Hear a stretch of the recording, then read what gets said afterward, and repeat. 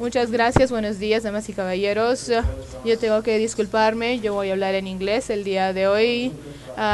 No un poquito como el profesor Ernesto, sino toda la presentación, pero yo no voy a hablar muy rápido como los australianos en el video, así que trataré de hacerlo lento.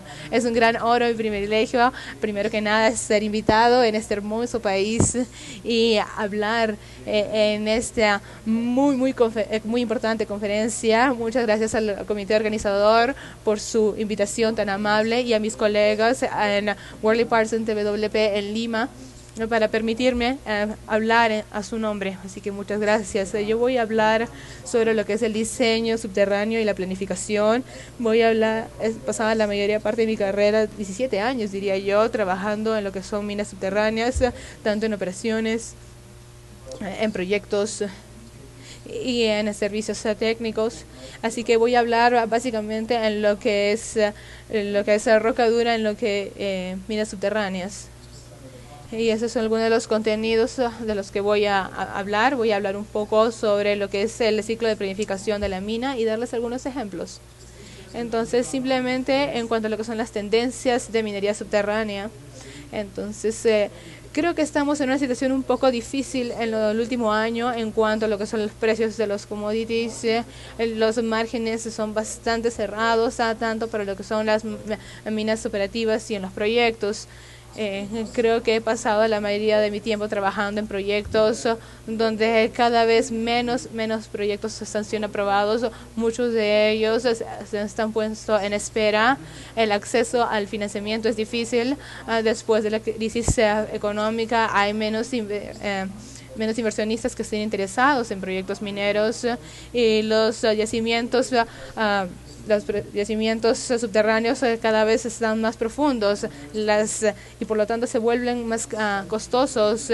Y bueno, en cuanto son las regulaciones y seguridad, se está volviendo mucho más estricta en términos de cómo hacemos el minado y qué sistemas de soporte utilizamos, qué ciclos de minado vamos a operar, y todo eso va sumando un costo. Pero creo que es importante que mientras las personas en este plazado vamos a necesitar estos commodities, las materias primas. Entonces yo estoy seguro que estos ciclos van y vienen y vamos a encontrar maneras de asegurar que nuestros proyectos sí se aprueben y que sigan alimentando la demanda que hay por estos commodities. Se está poniendo más enfoque en la mina subterránea. Creo que es bastante pertinente. Muchos de los trabajos grandes son bastante maduros, muchos de los proyectos están involucrados en ir de manera subterránea y las presiones medioambientales es bastante importante en un país como Perú, que tiene la importancia de mantener y conservar las áreas donde la minería subterránea se vuelve la única opción.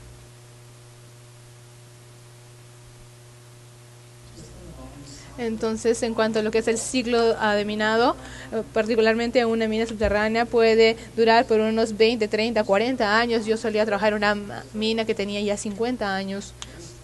Y todo empezó encontrando un objetivo, explorando y teniendo un estimado del recurso, donde que había algo en el suelo que tenía una ganancia si lo minábamos. Luego desarrollábamos el proyecto a través de estudios de viabilidad, empezando con conceptos, y luego llegábamos a la prefactibilidad y la factibilidad, y estos se han vuelto cada vez más importantes a medida que los inversionistas se han vuelto más exigentes en cómo vamos a gastar su dinero.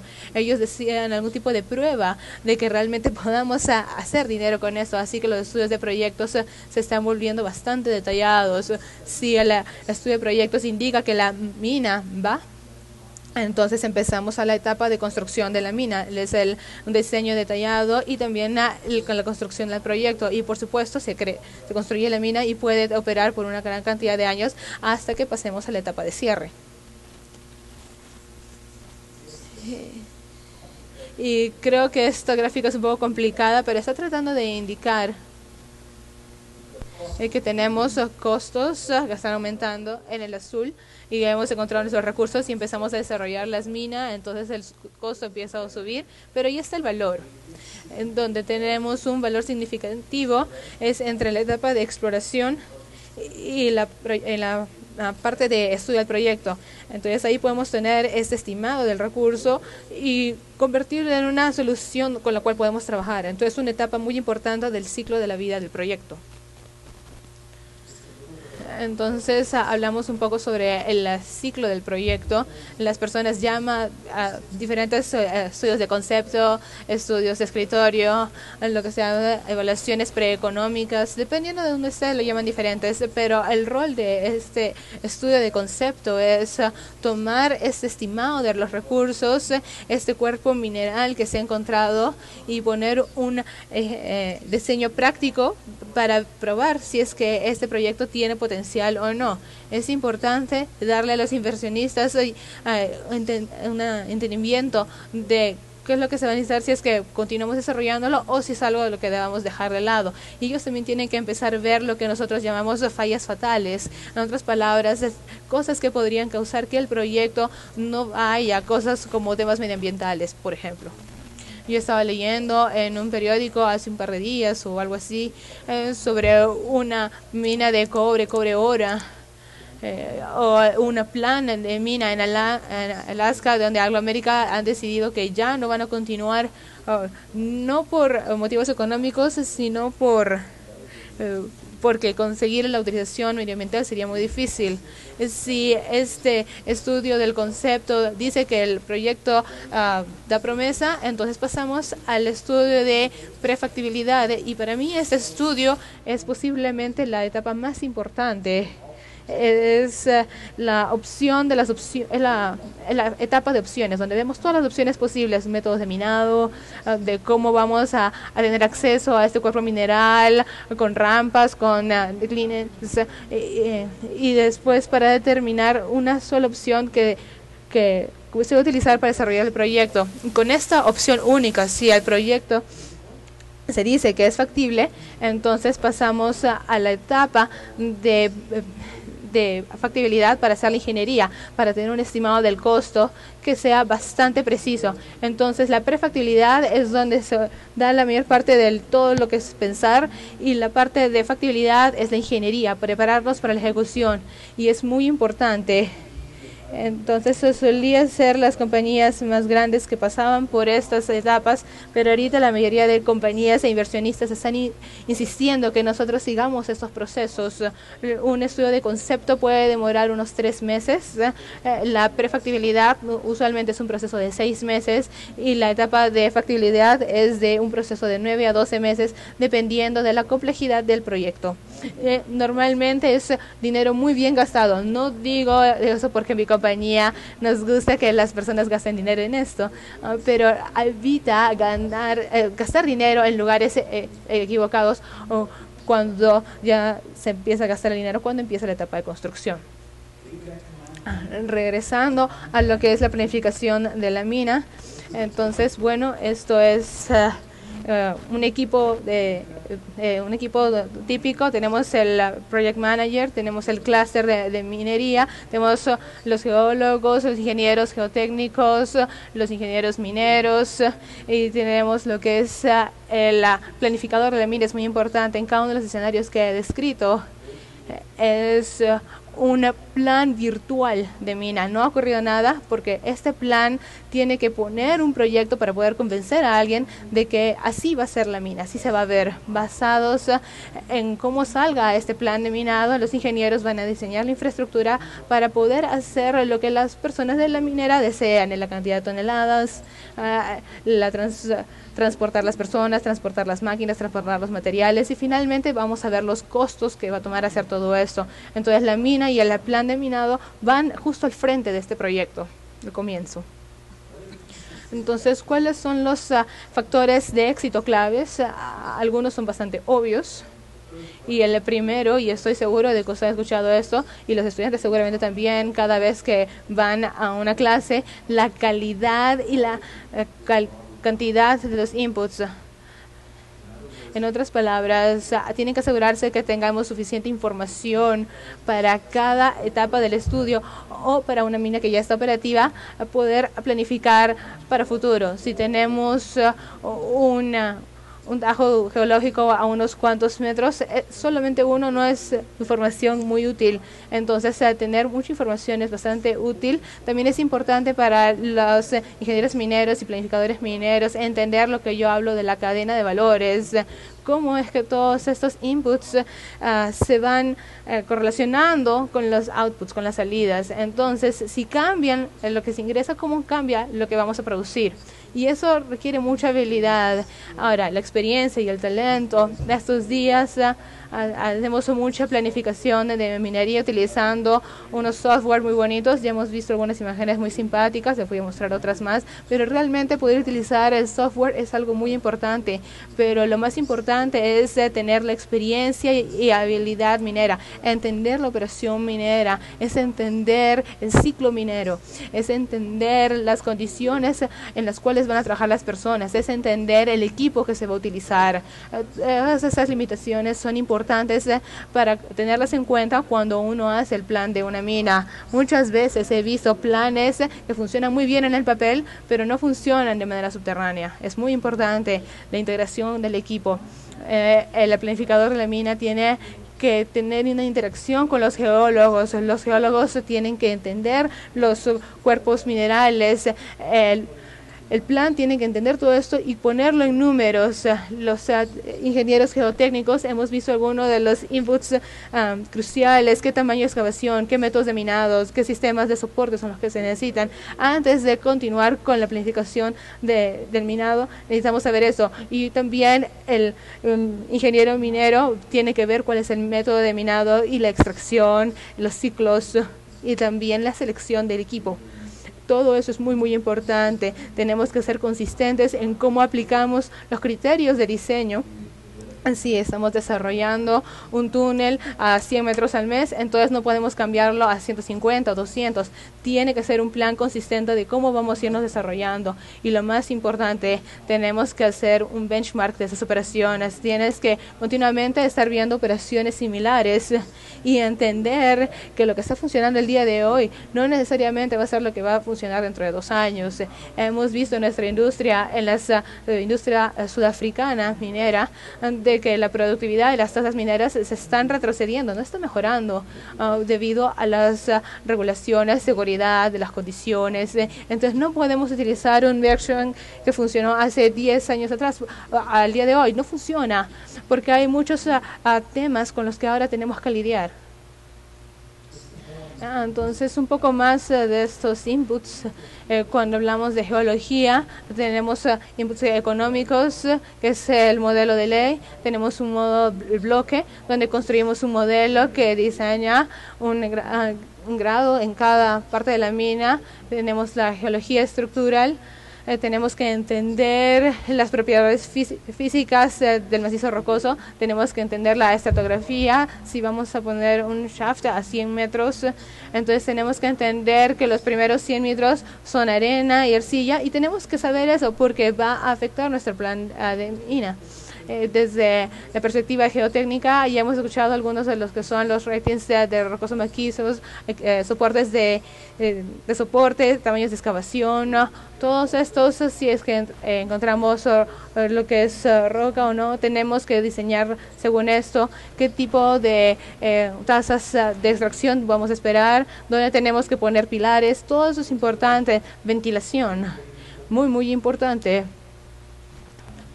Cuánta ventilación es la que necesitamos, cuál es cuánta ventilación puede tener en estos túneles, qué tipo de equipo vamos a utilizar, cuál es el rating en cuanto a las cargas de calor y ventilación, los requerimientos de ventilación, y por supuesto la ingeniería de minera, lo que es la selección del método de minado, el ciclo de minado, y pasar luego a la infraestructura. Muchos de nuestros proyectos en minas tienen limitaciones ya existentes que solamente pueden ser tal cantidad de toneladas. Tenemos planes que solamente pueden ver una cierta cantidad de material por mes. Entonces tenemos que lidiar con esas limitaciones. Y finalmente algo que con lo que normalmente no nos involucramos, y es la estrategia.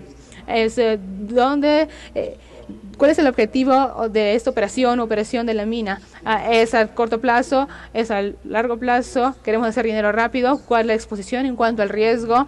Entonces el ingeniero de planificación minera tiene que entender para qué es el diseño. Cada compañía es distinta, cada portafolio de proyectos es diferente, diferentes países tienen diferentes riesgos. Y estos son diferencias importantes en cómo hacemos el diseño. Entonces, rápidamente en el método minero, tal vez estoy hablando muy lento, creo. Hay muchos métodos diferentes y ya mencioné algunos. Obviamente, hacemos lo que son proyectos grandes de cueva. Eso, el menor costo desde la perspectiva, pero a veces el macizo rocoso o el cuerpo mineralizado no permiten eso y tenemos que adaptarnos. Tal vez tengamos que utilizar un soporte artificial, como lo que es el backfill. Necesitamos que levantar pilares, si es que los cuerpos minerales son planos, necesitamos pilares o minería tubular que son más caros. Y hay muchos tipos de problemas que tenemos que estar viendo. Uno de estos es el costo. Para poner un bloque, una cueva es muy caro. Entonces a veces el CAPEX no está disponible y vemos un enfoque en menor escala antes de llegar a una escala más grande. Entonces tenemos que ver todos estos problemas y lo más importante, cosas como seguridad. Algunos métodos simplemente no son seguros, entonces tenemos que aplicar todas las prácticas en cuanto a seguridad para asegurarnos de que siempre eso esté enfrente de todo.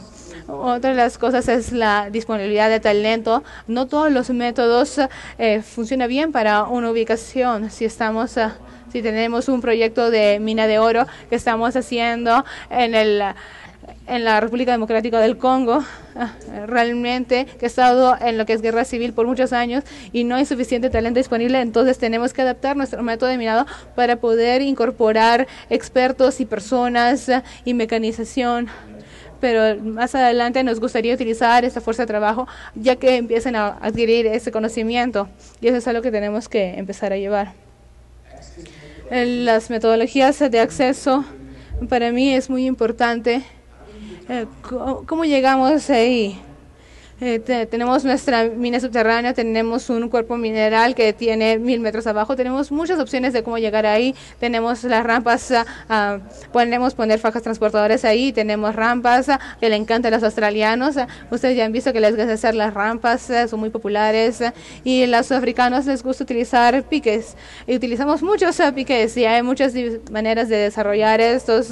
Tenemos la metodología de perforación, a veces es muy lenta para un proyecto de Greenfields que es bastante profundo. Desarrollar lo que es voladura y perforación toma mucho tiempo, entonces ellos están invirtiendo en mucha tecnología de que son túneles que se utilizan muchas aplicaciones en lo que es ingeniería civil y tiene mucha promesa en minería. Puede desarrollarse 3 o 4 veces más rápido y tiene mucho potencial. Voy a hablar de eso más adelante. Si desarrollamos piques, entonces podemos ponerlos con lo que es el método de blind sinking. Si tenemos acceso a las piques desde abajo y también tenemos técnicas innovadoras para poder ver lo que es la aplicación de los túneles con un pique vertical. Tenemos mucha investigación sobre eso y eso ha construido un prototipo para probar en una de las minas de cobre en Arizona. Y eso va a ser una técnica muy importante de la que también voy a hablar más adelante. Y nuevamente hay muchos criterios y hay costos, hay tiempo, hay geometría.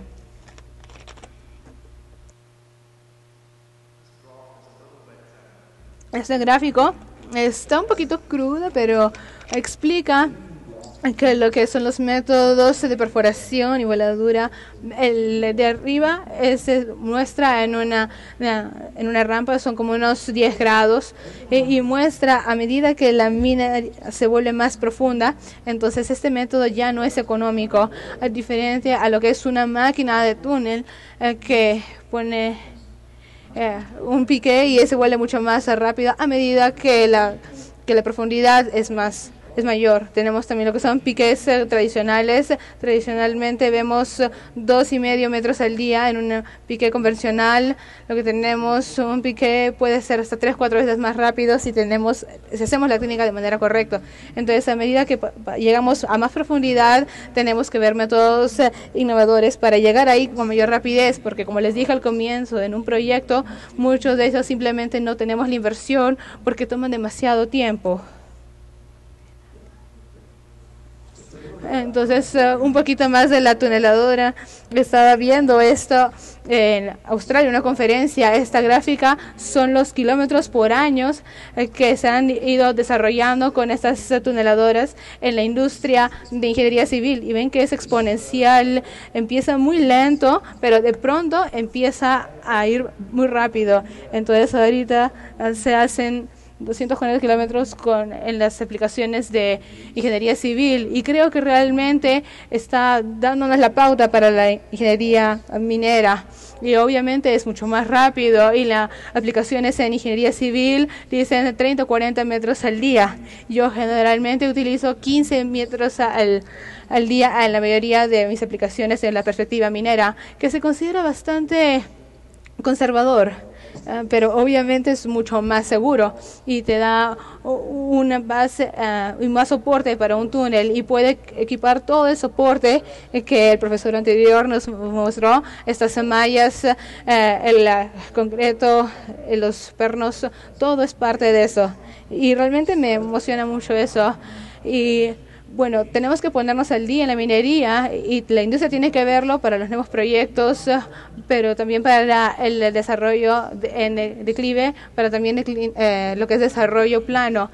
Si ven la cantidad de metros que uno necesita para hacer una cueva desde el comienzo, esta es una forma de hacerlo bastante rápido. Obviamente estas máquinas son un poco difíciles para dar vuelta, pero están hechas para lo que son excavaciones bastante largas.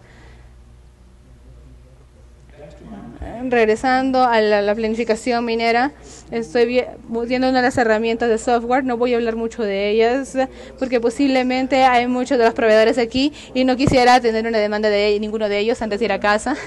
Así que todos son buenos, todos son bastante sofisticados.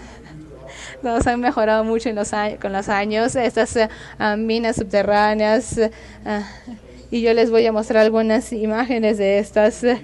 Creo que es muy importante que, a pesar de que utilizan una capacitación muy importante, uno necesita una licencia para una herramienta de software, pero tener una persona experimentada, capacitada para poder operarlo también es muy importante.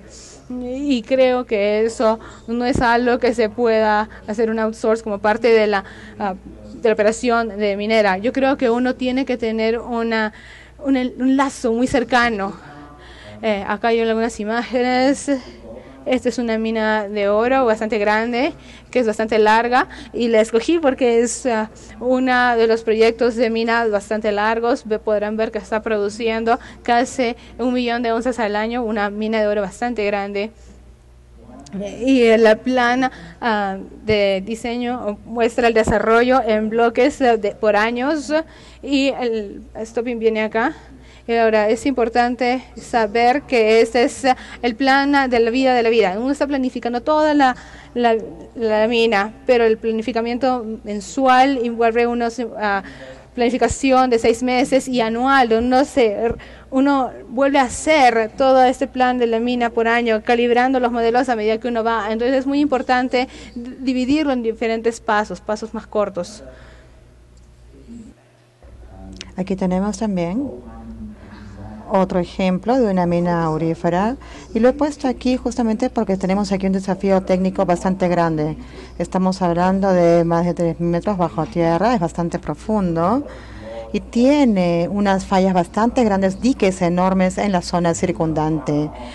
Estamos hablando también de un bloque bastante rico en mineral, pero también hay mucha duda en invertir en algo como esto por la estructura. Por tanto, tenemos que ir en mucho detalle en la parte del estudio de factibilidad. Aquí tenemos ya un pique que ya era existente y tenemos que probarle al cliente que sí se puede hacer de manera segura.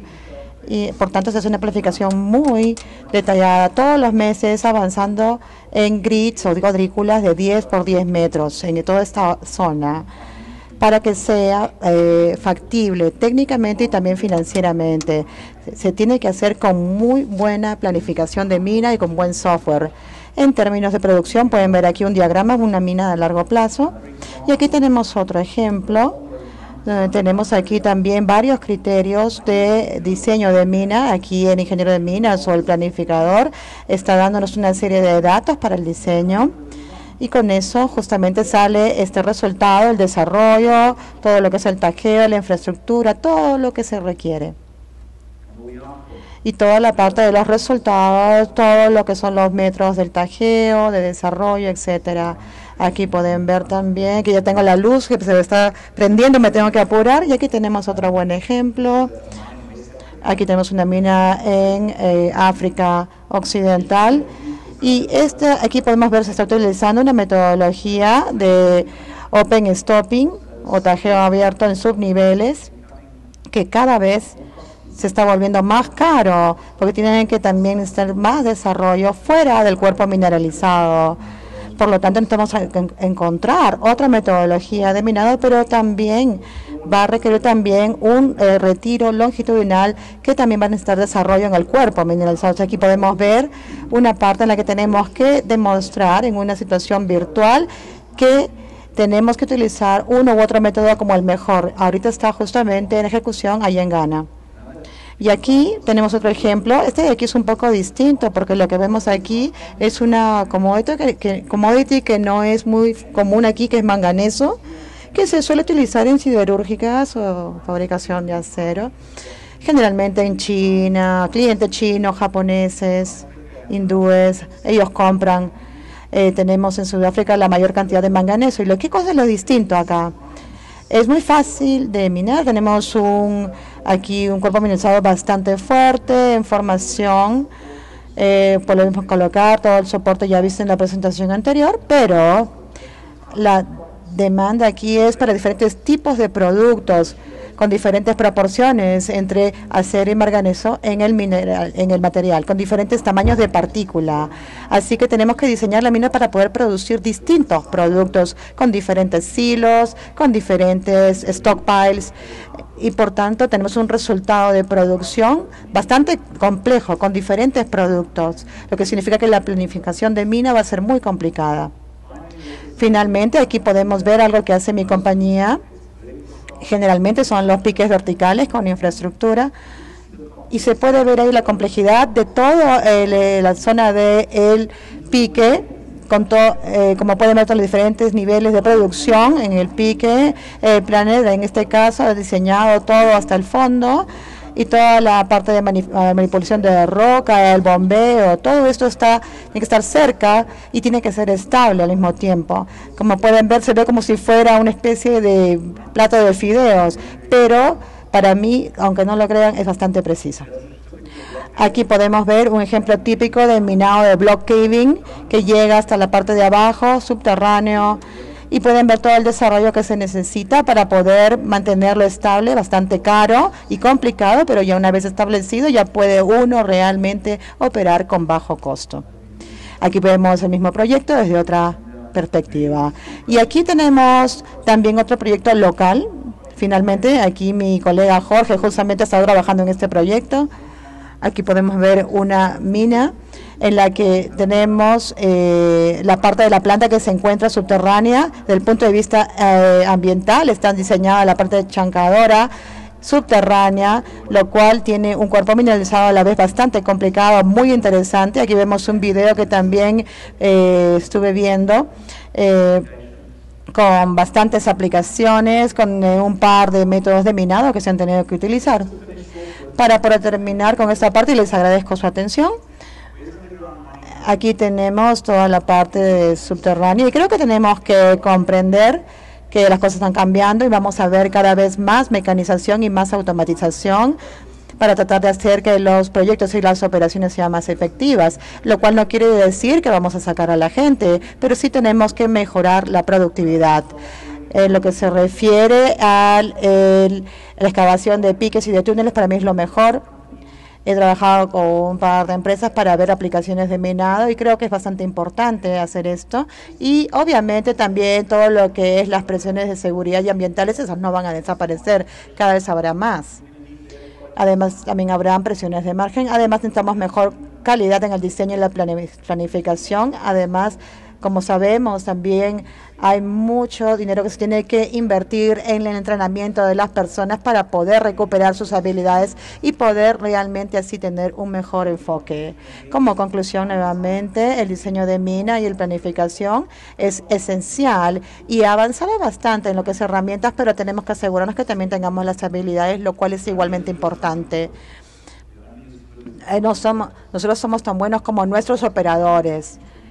Todavía no podemos operar la mina del futuro si es que no tenemos la gente que tiene la experiencia minera. Tenemos que llegar a eso. Y como conclusión, yo soy de Sudáfrica, pero la empresa Worley Parsons TWP tiene también oficinas acá en Lima. Si tienen alguna pregunta o si tienen alguna pregunta en minado mecanizado, nos gustaría escuchar sus comentarios o preguntas. Podríamos tomarnos una taza de café y conversar al respecto. Muchas gracias. Aquí ven algunos de nuestros proyectos, eso es lo que hacemos. Muchas gracias.